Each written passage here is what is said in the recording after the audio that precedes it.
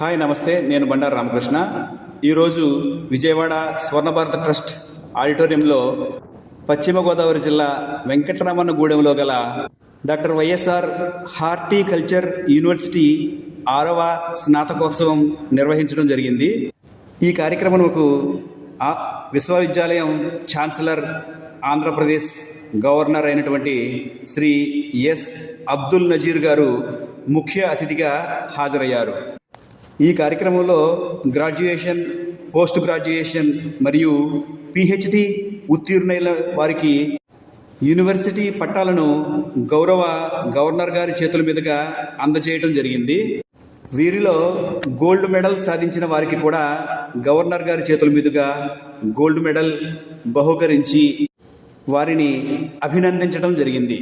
ఈ సందర్భంగా ఆంధ్రప్రదేశ్ గవర్నర్ గారు శ్రీ అబ్దుల్ నజీర్ గారు పట్టభద్రులను ఉద్దేశించి సమాజంలో ఈ హార్టికల్చర్ పట్టభద్రుల పాత్ర గురించి మరియు హార్టికల్చర్ రంగంలో రాబోయే ఉపాధి అవకాశముల గురించి తెలియజేశారు.